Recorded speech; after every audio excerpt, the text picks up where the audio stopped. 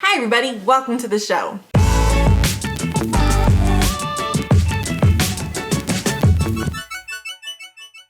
Hello everyone, welcome back to our channel. My name is Amanda. This is Raising A to Z, an inspirational and informational YouTube channel where we talk about all things homeschooling. And today we are answering a question that we get a lot, that a lot of parents are curious about and ask us about, and it is, how do we handle two different grades at the same time? Like, how do you teach two different grades at the same time? So we're gonna answer that question today. But before we answer that, why don't you take a second and subscribe and then click the bell to get notifications when we put out new videos like this one, which we do pretty much every Monday. Let's jump into this. How do we handle two grades at once? So first off, I wanna say there's a lot of different ways that parents handle 2, 3, 4 grades at once. Homeschooling is very unique in that sense that you often have families that have multiple kids that are doing multiple grades and quite a big spread. There's lots of ways of doing this, so I can only really speak from our own personal experience of how we do it, and I can speak a little bit about how I did it when I was a teacher, as well as I asked a friend of mine who is currently teaching a grade 5, 6, 7, 8 split, how she handles having multiple grades in her classroom, and she gave me some same tips that were kind of similar to what I was already thinking and how we do it. So let me jump in and we can talk about how I handle having two different grades in my classroom, which is my homeschool room. So just to remind you what our family is like so you can understand what we're doing. Zoe is pre-K, and so this year her focus is on introduction to letters, numbers, colors, shapes, that kind of thing. Alexi is our older child. She is 5, which would make her senior kindergarten here in Ontario, but she is actually ahead in a couple of grades and is currently about a third of the way through grade 2 math. So it's kind of like having a pre-K and a grade 2 because of her levels, which is one of the great things about homeschooling, is that you can fit their levels, but it does make it interesting when you have to teach such big level spans. So here's what we do. Basically on mornings when we sit down to do our workbook sessions, I start Alexi off with something that she can do pretty independently. So for her, that's phonics. She can sit down, she is able to do the work in her phonics workbook quite easily with very, very little assistance. And so she happily kind of jumps into that and gets going on that. And while she's working on that, I work with Zoe and we do Zoe's workbook that she works on. And so we do our letter and we do whatever math concept we're doing.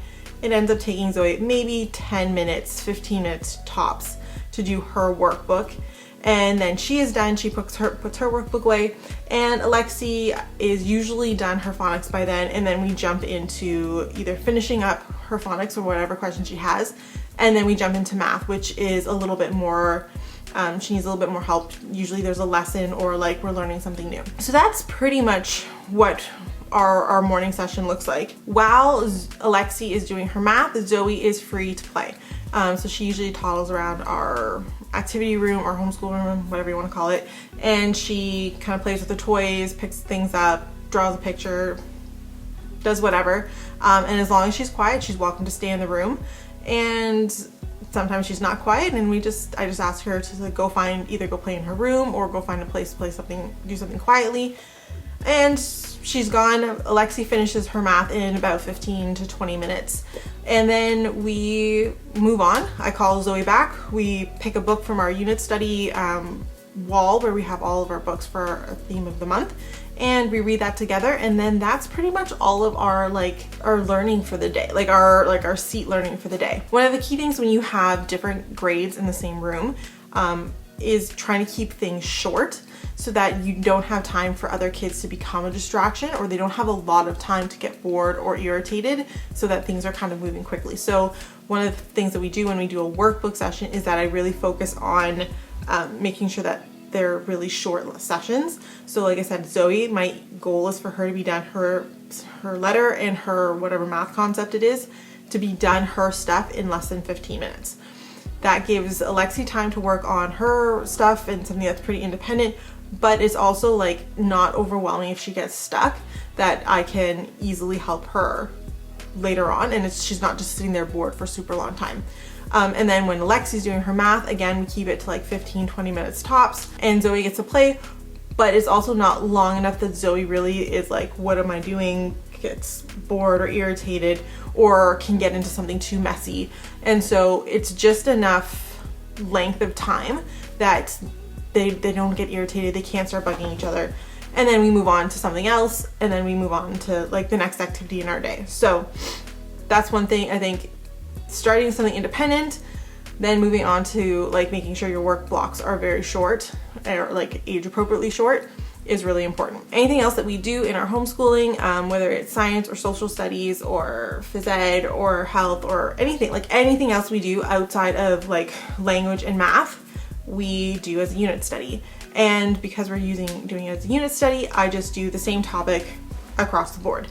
And that might seem a little strange, but it actually works really, really well when you have multiple grades, because Zoe picks up what she's going to pick up, and she gets what she is physically and mentally and emotionally able to understand in whatever we're talking about. And Alexi gets what she's able to understand mentally, emotionally, and physically at her age. And it works really well because it's just one topic and we're all learning the same thing and just picking it up at whatever their level is. And I did ask my friend who's teaching the grade 5, 6, 7, 8 split, and she says something very similar where she kind of picks a topic in her classroom and she teaches across the spread that way, and just gives, you know, different level expectations for the kids across, you know, the grade 5s have different expectations than the grade 8s. And that's basically how she manages having a 4-grade split in her class in the public school system. And I think if that's kind of what's working in the public school system, when you have that many splits, it's probably going to work even better in your own home because you have significantly fewer kids. You know, she's doing that with 24 kids, I have 2. So it's a little bit more customizable, and you're also working with less kids in general. But yeah, unit studies are fantastic for working with multiple grades because, like I said, you're picking one topic. It's one thing that you're all learning together, and the little ones do it at their level, the older ones do it at their level, but you're not trying to do, you know, 6 different topics for history and 6 different topics for science. It's one topic, we're all hitting it right now, and then we move on to something different. And so that's really helpful if you're trying to do multiple grades. I will say that sometimes it is nice to kind of do something that's focused to one child. So for example, Zoe loves sensory bins. It's something that she's like totally into right now. And so once a week I do try to give her a sensory bin so that's something she can play around with. Alexi will play with it for maybe 5-10 minutes and then she's done and she's off to do whatever, build Lego or connects or whatever Alexi likes to do. Where Zoe will sit with the sensory bin for an hour plus and just play with it. So it is nice if you have, especially like, even if it's like 1 day a week or like half an hour where it's an activity that's specific to each child, that is something they really love to do. And it doesn't have to be an academic activity. It doesn't have to be like we're gonna sit down and do a lesson that's just for you. Sometimes it's just having them have a chance to do something that might need a little more supervision that they love. So for example, Alexi really loves to do puzzles, or she wants to do Lego that's a little bit trickier. Sitting down with her and helping her with her Lego for 15 or 20 minutes once a week is great for her. It hits what she needs emotionally and mentally, and she gets to do something a little bit trickier. Whereas like Zoe loves sensory bins. Lexi's not really a fan, but like just setting up a sensory bin for Zoe is like a thing for her. So if you have multiple grades, I always think it's great to find a block of time, whether it's 10 minutes every day or kind of certain times in the week where you're like, okay, this is for this child, it's something specific for them, but keeping whatever you're doing that's special very short. Like it doesn't have to be a whole like afternoon. It can be, like I said, 20 minutes, 30 minutes.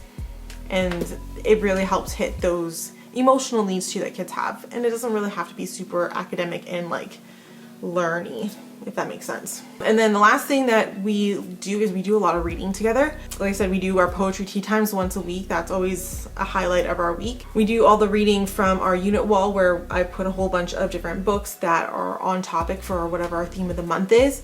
We also read a book, we call it our big book, at bedtime, which again, I try to have at least one that's on theme. And that is like a chapter book, and we sit down and we read it together. And it's great because even they're all picking up what they're able to pick up. So Zoe looks at the pictures and comes up with ideas about what's happening in some of the pictures in the chapter book, or she's picking up on some of the dialogue. Alexis picks up on you know, some of the more humor or like the questions and I'm just trying to figure out what's going to happen. She does more predicting. And so even though we're listening to the same story, they're picking up different things, and that is completely okay. So again, talking to my friend who teaches that crazy 4-grade split, she was saying that she does the same thing. They read one book or they do one assignment, but then she has different expectations of what she's going to do with her grade 5, with her grade 6s, her grade 7s, and her grade 8s. And so it can either be like having like a different expectation in terms of like length. So if she has like a writing assignment, hypothetically, just to make this easy, her grade 5s have to write 3 sentences, her grade 8s have to write 10 sentences. Like, it's a different expectation for them. The other thing that she was often suggesting too is like giving the older kids like an extra step or an extra challenge or an add-on that goes on top. So grade 5s have to do part A, grade 6s have to do part A and B, grade 7s have to do A, B, and C, and grade 8s have to do A, B, C, D. But they're all small little things, so just adding on to making it a bigger project for the older kids and something a little more in depth, but it's all the same topic and all the same idea. And so it's not as much work because it's really just one assignment. So that's how I do multiple grades in my home. That's how I did in my classroom. It's pretty much how my friend does it in her public school. And I think it's okay. It's okay. There's going to be a level of like trial and error because sometimes you try something and it just doesn't work. But I think it's really important to remember that we're homeschooling is going to be very different because we get to do one-on-one. And so it's going to take a lot less time. We have more time to dive into these things that our kids are loving. And, you know, it's okay if we're all doing things a little bit different. So these are just my tips. This is what works for us. And if you guys have any ideas or tips that really work for you, please let us know. Leave a comment below. And I would love to hear them because it does get hard. There's times where it does get hard to teach multiple grades. So thank you so much for watching. If you like this video and you like the kind of content and videos that we put out, make sure that you subscribe. If you want to follow us and for like daily tips and tricks and ideas and stuff, you can actually follow us on Instagram, Facebook, and TikTok. We're on TikTok now. So thank you so much, and we will see you guys next week. Bye.